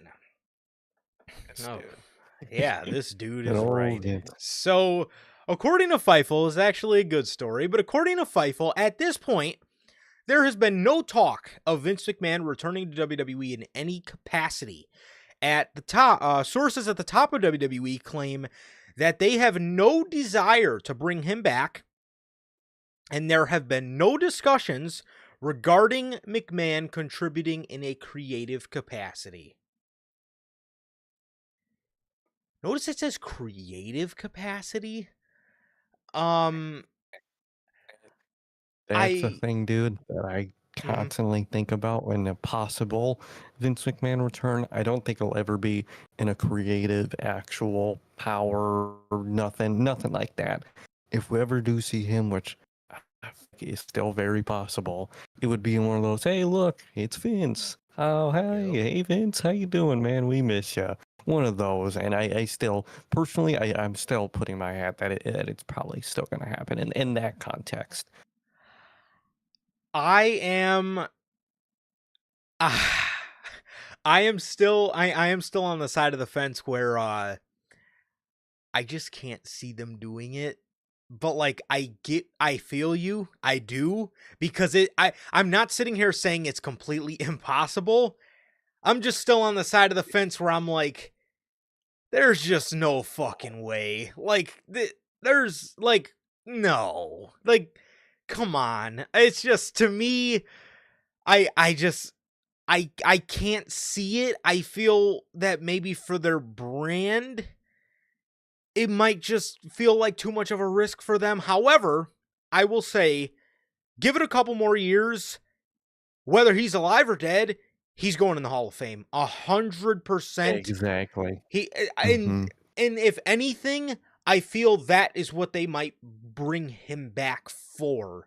But I don't think it'll be for a Yeah. couple years because I'd seen, like, I can't remember which veteran it was, but like one of the vets was talking about, like, yeah, he needs to be at John Cena's retirement and go in and embrace him. No. What? No. And that would be horrible for Why? his retirement. Why? Because at that point, you are just blatantly trying to make John Cena's farewell tour about anything but John Cena. It's been about The Rock. It's Exactly. been about fucking Brock Lesnar, Vince McMahon. What do we do? Triple H fuck ups. Who are you choosing as these opponents? Throwing John under the bus, trying to make him look like a fucking asshat. What is that? Okay, like what? Please stop. For the love of God. I don't know, man. It just to me, I can't see it. But at the same time, I don't see it out of the realm of possibility. Exactly. It's one of those things where it really is unbelievable, or it's one of those like no-brainers to it. But it's also one of those things where like it's not impossible for it to Yeah. happen. And I'm still gonna put my hand in that. I mean, they were just posting that fucking picture of, Miz and Sheamus and Drew at his birthday party and shit. Oh yeah. Um, I wouldn't be shocked, dude. That's all I'm gonna say is I wouldn't be shocked. Now, I don't think it's gonna happen, but I really wouldn't be shocked at all, man. I would be shocked that they had the galls to do it, but I wouldn't be shocked that they did it, if that makes sense, man. But it is good news to hear. They even in that context, I never even seen him coming back in like a creative or like power related role. And that's obviously something they never want him back in because regardless of what he did or not, he was ass in that role in his old age. And I don't Ooh, think they would want him back in the first place doing that shit. I think that was a little too kind, bro. I think that was a little too kind. I think you let him off a little easy there. Oh, that shit was dog shit. Well, There you go. I mean, it was, dude. People say, no matter how Oh, much I bro. criticize Triple H, I'll criticize Triple H all I want. Mm-hmm. Nothing in this company right now is ever as bad as Vince McMahon's late WWE, dude. That was the worst shit I have ever watched. In my God, I watched Roman Reigns be handcuffed to a ring post and get fucking covered in wet dog food. In that same feud, I'd seen someone coming out in a dog furry costume with the Roman Reigns shirt on in that same exact godforsaken feud, dude. Horrible That was television. good stuff. Horrible, horrible fucking television. That was some of the worst shit humanly possible. And it was all Vince McMahon shit. He made the Viking experience. I Like, thought dude, I, the th- laundry list of bad shit. I thought it was good, bro. I thought, Baron Corbin, he's thinking, what can I do to really get under Roman Reigns' skin? And, when you think of Roman Reigns, right? He's going to get upset if he sees somebody dressing up as the big dog because he's the big dog. Makes sense. And it's like, he's the big dog. Let me just fucking cover him in wet dog food. Fucking the dry It's a dog goat. food, dude. It's a That, goat.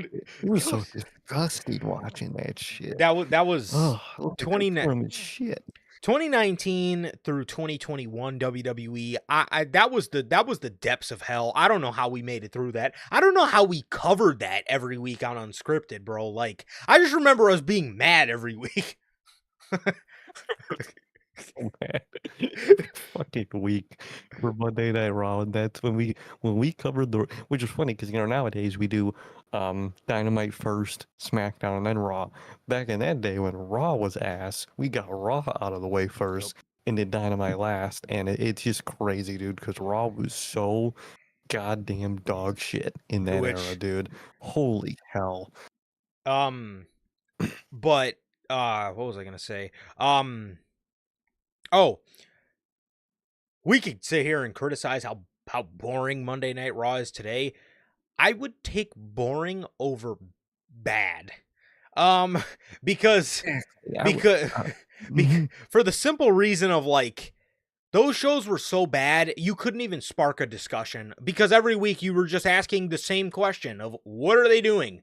At least with, like, boring, it will spark a discussion on maybe how you can at least fix things because things are maybe like teetering in the right direction. They're just ridiculously boring. And Jack, I got you, bro. Like, Shoot your questions, bro. I got you.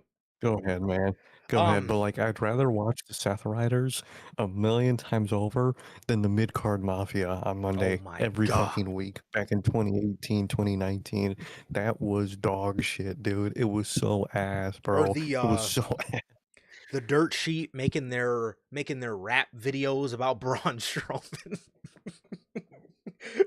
Gee, who was that? Miz Oh and my Morrison. god. It was they I had don't their name. It think was they were called the dirt sheet back in the day, but now I oh, think dude, their what was their rap latest name?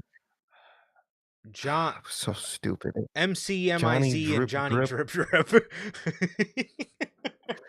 Like Dude, what they was that made era, bro? Please don't, bro. John No. Morrison Don't say was it. Johnny Drip Drip. Oh. Holy hell. That was the worst shit you could ever put on. Like, again, I don't criticize Triple H for being boring, being safe, all this shit, whatever. Dude, holy hell. Dude, Vince McMahon was a billion times worse, dude. He really was. Bro, uh, uh, I, I John think I heard of that, Jack. John Morrison, I just got to say they did John Morrison like that. Literally one of the greatest mid-carders there ever was. John Morrison was so tough. John Morrison is so good. Tony's fucking up. Vince was man. That is horrible. I think Triple H would be way better. Probably not. So he says he lives in Portland, Oregon, and it's one of the places on my bucket list. He says the dumbass who took over Pacific NW Wrestling from the Don Owens family tried to book Joey Ryan. The whole show was canceled due to low ticket sales and outrage. I did see I don't that, get these. actually. I don't get some of that. Oh, I mean, I get why they're doing it. I don't agree with it. They're doing it for their 15 minutes of fame because nobody will Fame. talk about them other than if they book somebody like Joey Ryan who's controversial as shit. It's so shitty to do. It's like this is So sad and this is what you're doing to get your promotion talked about. You're booking like one of the most notorious people from the 2020 stuff. Like, come on, bro. What are we doing? dude, it makes no sense. And like, you're an indie. At the end of the day, you're destined to just be a footnote on somebody's journey to a bigger company, man. Yeah. Like, and that's not putting the indies down. That's a No. necessary part of the process, and Mm-hmm. you're just a part of that process, dude. And people, a lot of times, people cherish their times doing that shit, man. So I don't get why they like ruin the legacy of whatever indie they have by doing shit like that, dude. It makes no fucking sense, dude. Like this indie that's booking Raja Jackson and this indie that tried to book Joey Ryan. It's like you're an indie. You're gonna get your 15 minutes of fame, and then the controversy, you'll never get any fame ever again, man. I don't get why they think it's worth it. Yeah, all anybody will do is turn a blind eye to your promotion if you do that kind of stuff. Because I mean, look at like promotions like a PWG or an AAW. It's a Chicago-based indie. A lot of these people, when they go back and do these little indie runs, they will go to these shows because the promotion is not shitty and the promotion treated them well when they were there. So they're going to go back. And again, if you're a smaller promotion like that, maybe you do have we'll use Swerve Strickland as an example. Maybe you do got a guy like Swerve Strickland who spent a lot of time in your promotion, and then, maybe when his career wraps up or whatever, maybe he said, you know what, such and such promotion, they did me well. I'm gonna go make a couple appearances for them, help them out with their tickets a little bit. But Yeah, again, you do. or even like, Oh, go go ahead. ahead. No, you're good. Go ahead. Yeah. Even a lot of times, like wrestlers, when they create the wrestling schools, they'll like integrate it into like an indie they've been really a part of in their journey, and that boosts that indie up. It's like just let it happen with time. I don't get that shit. I don't either. It's wrestling promoters, bro. Sometimes they could be very scummy. Oh, right. Exactly. Speaking of scummy, Conflicting WWE schedules may hinder John Cena and Brock Lesnar's feud. Actually, you know what? You think we should talk about the other one first? Talk about the other one first. Okay. Let's get the possible people we could have had. Oh yeah, in that's this place. And then dealing with this bullshit. All right. WWE scrapped several opponents for John Cena's retirement tour. Fuck me, man. You're gonna get it, dude. Bill Bahidi on the Dirty Sheets Wrestling Informer podcast spoke about the situation with John's retirement tour. He mentioned a few possible opponents that on the proverbial dry erase board that had to be removed. While people like Kevin Owens, Adam Copeland are not available because KO is injured and the former Edge is now with AEW, another active big name that was also scrapped, according to Bahidi, is none other than AJ Styles. He was on the list of opponents, however, they aren't going to get that now. He says, as for now, who his opponents will be, I have absolutely no idea what they are planning to do. What I do know is that they're not doing. What I do know is that is who they're not doing. And one of the things they are no longer doing is John Cena versus AJ Styles. Kevin Owens was also another one, but Owens is injured. Adam Copeland, Edge, is no longer with the company.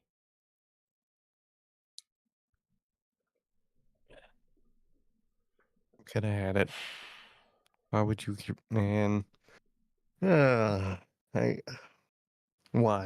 Why are you erasing names people prefer over these company names that people do not prefer? I don't, dude.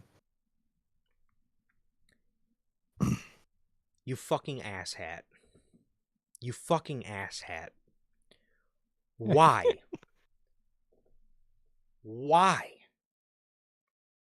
Can somebody explain to me why we are getting John Cena and Logan Paul so you can erase AJ Styles off the erase board? Why was Logan Paul not erased off the dry erase board? Why was fucking R-Truth? Why was his Money in the Bank match not erased off the dry erase board? AJ Styles. That is my AJ Styles' favorite match of mine in WWE is literally against John Cena from SummerSlam 2016. Yep. You erased that.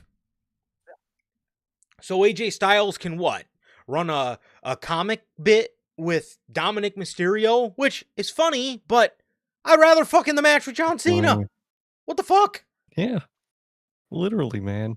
Makes no fucking sense. They erased AJ Styles for what, dude? For Logan Paul? For Brock Lesnar? Are you kidding me, dude? Makes no goddamn sense. Why are you even erasing people in the first place? You could have easily fit so much more into this retirement run that has happened. AJ Styles, LA Knight, Jacob Fatu, just to name a few. Literally. And AJ Styles gets cut. Meanwhile, you guys just heard me talk about it. You can't even find time for a feud with Lesnar and Cena. So what that tells me is you brought Lesnar back because you wanted shocking television and you didn't you didn't know your fucking head from your fucking ass when you brought the guy back. You just did it for shocking television because we're WWE and we're on fire and all this other jazz. I mean, what? Scrap the match with AJ Styles.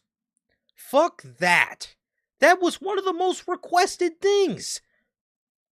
It's literally one of the most requested things. What are the And you scrapped it for a feud that might not be able to really happen.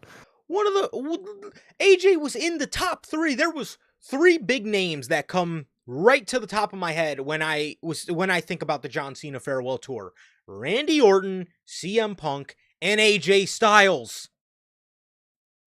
AJ gets cut. Over R-Truth. AJ gets cut over R-Truth. AJ gets cut over a tag match with Cody and Jay. AJ gets cut over Logan Paul. Is this John's farewell tour or is this the boardroom's farewell tour? I ask. That is some that is some bullshit. That is so fucking bullshit to do to AJ Styles, and more importantly, to do to the greatest of all fucking time, John Cena. You do that to John Cena. Yep. Okay. Makes no sense. Okay. That is ridiculous. That is absolutely ridiculous. And the next story makes it even worse. Because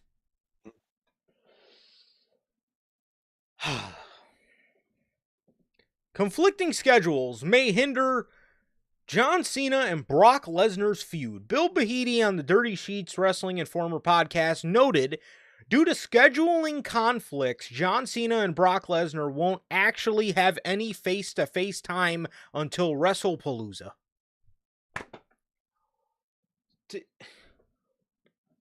Why?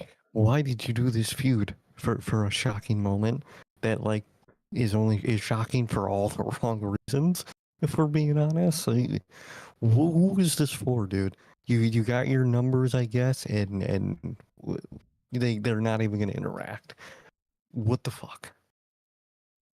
You can't be serious.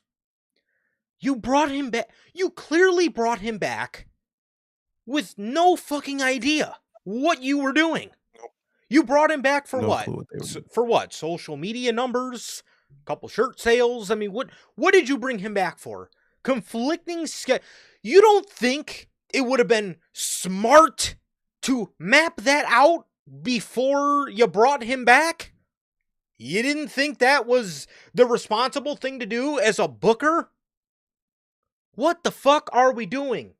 This is the shit I'm talking about. They just do shit for shocking television and they figure it out as they go until they realize that they have no fucking idea what they're doing. What are you doing? They can't figure it out. It's so frustrating. Like, dude, your whole job is to book ahead. Why are you trying to get a man who you know is going to be difficult to work with schedule-wise? You get him back, and then you just don't set up a way to set the feud that you want that is in a time frame possibility to happen. You don't set any of that up. You just get him back and just wing it. Makes no sense, dude. Horrible booking work. Well, Lesnar can't make the dates that Cena was at. You know who probably could have?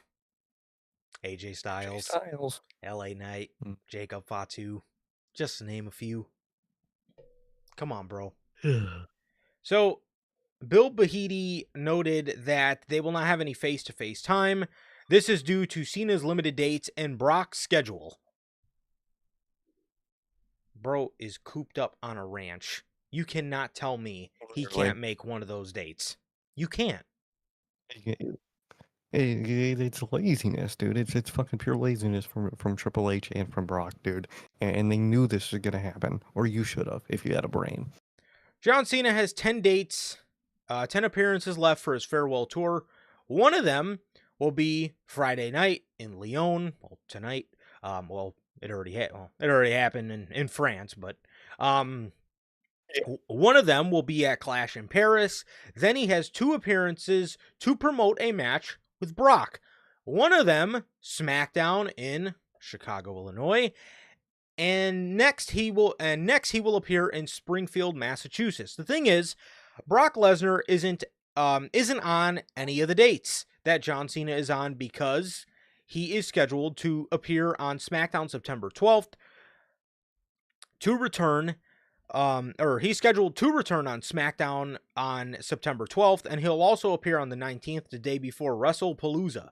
So John Cena and Brock Lesnar, whilst promoting their match, it appears they are going to be separated from each other.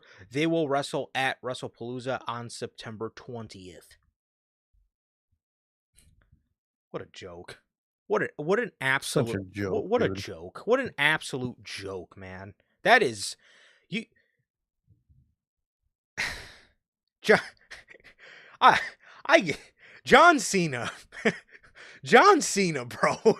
The guy that gave you 23 years of loyalty, you could not give him a year's worth of solid plans. After 23 years of loyalty and service to the company, you could not do him the service of having a fucking plan. That is sad. That's just sad. I don't even know what to say other than that's So just sad. so sad. Exactly, man. So sad, so disorganized, and just so sad, dude. John Cena, the greatest of all time, bro. Nice. Nice going. Well, Can't even figure it out. what an absolute joke.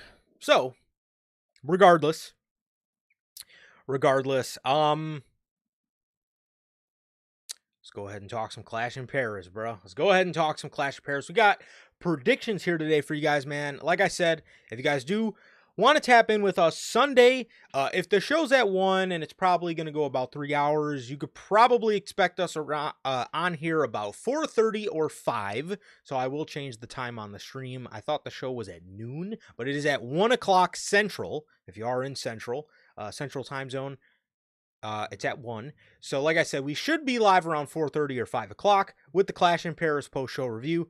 Very excited to do that for you guys. The stream is up on the channel now. If you guys are watching the show, you want to type in your thoughts so we can see them before we go live. You guys know you're always welcome to do that. But we're got to go over some predictions here today with you guys, as we are going to be predicting Clash in Paris. And the first match we have to predict here is for the Women's Intercontinental Championship. Becky Lynch versus Nikki Bella.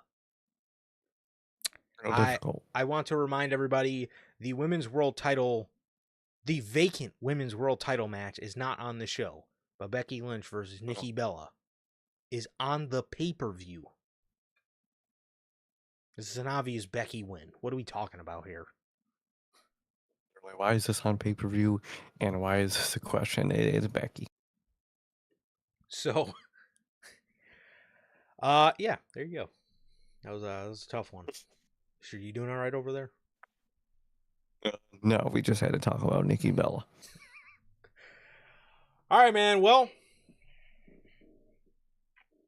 Sir K knows a lot of things about this next match, because this is a good old-fashioned Donnybrook match where these two guys are going to be beating each other's Doonies down. Okay, on Sunday afternoon. Get ready. It's gonna get interesting in Paris, because we have Rusev versus Sheamus. This should feed the streets, bro. I'm totally expecting all their matches have been great. I expect this to feed the streets for sure. I think this is going to be a great match. And I'll say Rusev. Same. I think it's going to be great. I'm very excited for this match. I think they're really going to beat, their Doonies in, and I think Rusev is going to beat it, even harder for Sheamus, and I think Rusev is going to get the win. All right. I think he is. So it's a great prediction you got going on there. Exactly. So, just trying to manifest. So, the next match, we got OTC1 versus OTT1.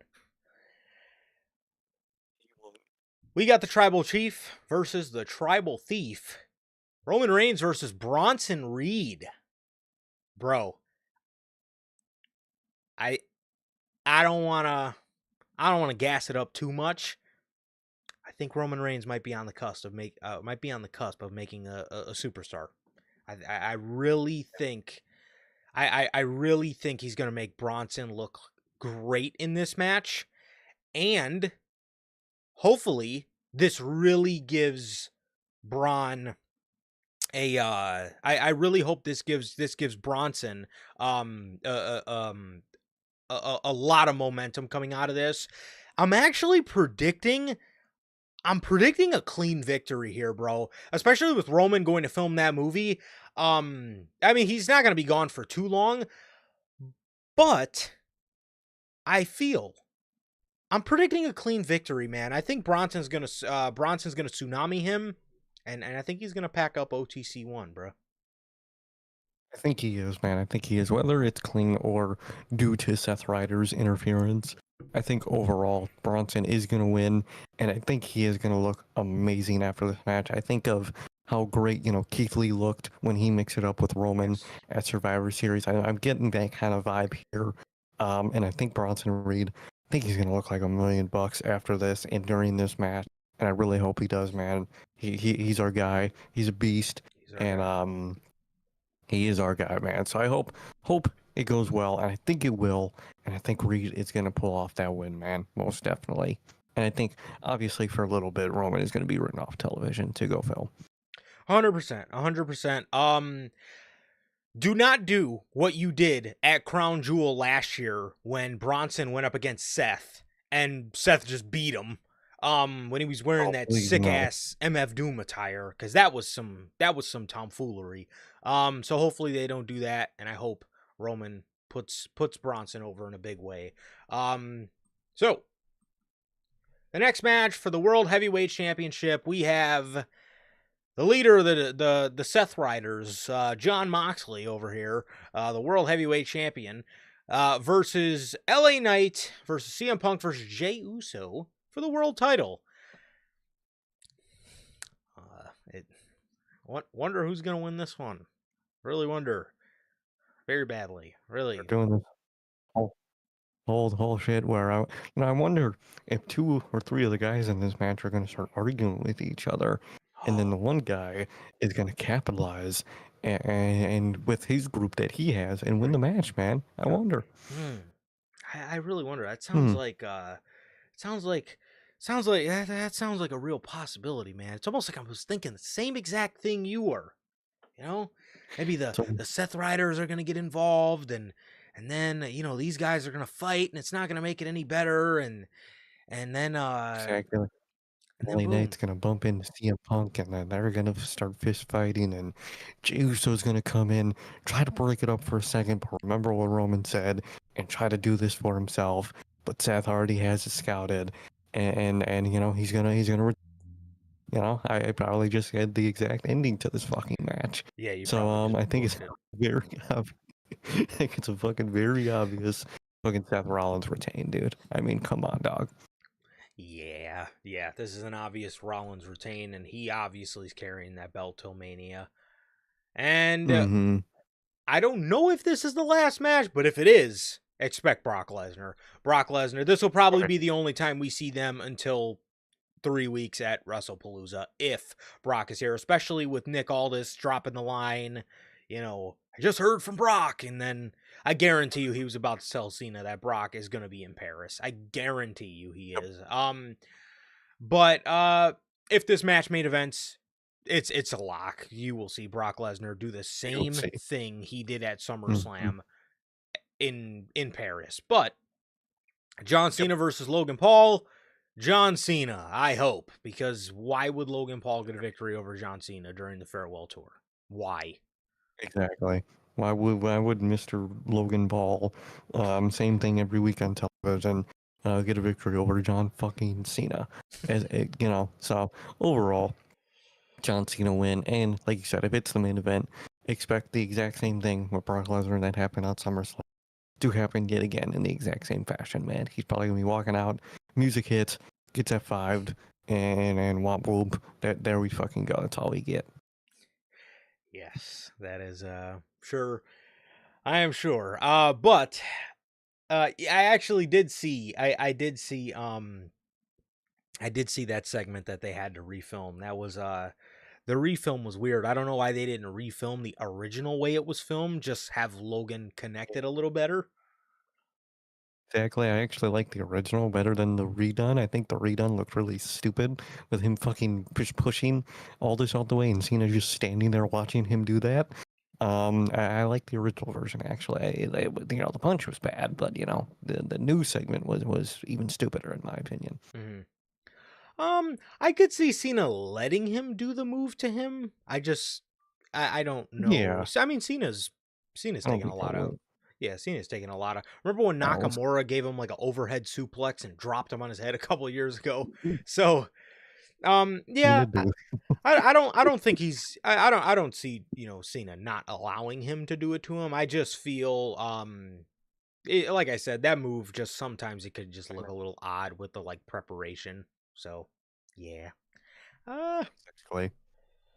yeah, but hey, man, that's everything we got here today for you guys, man. Those are our predictions for Clash in Paris. So if you guys want to be on here chatting Clash in Paris with us on Sunday, August 31st, you guys can be here after that. You guys can be here after the show goes off the air for the official post-show review. Thank you guys so very much for joining us here today for this edition of the news. Thank you guys, everybody who's in the live chat. My guy Jack, my guy Manager Logan. Thank you as always for joining us, and that is gonna be it, man. And it has been always a pleasure for my Johnny. And I Sir K. And that is gonna do it for this edition of NHP. This has been episode 281. Thank you guys so very much for joining us here today. Thank you guys. We love you guys. Please like, comment, and subscribe, and we'll see you all Sunday afternoon with the Clash in Paris 2025 post-show review. Peace.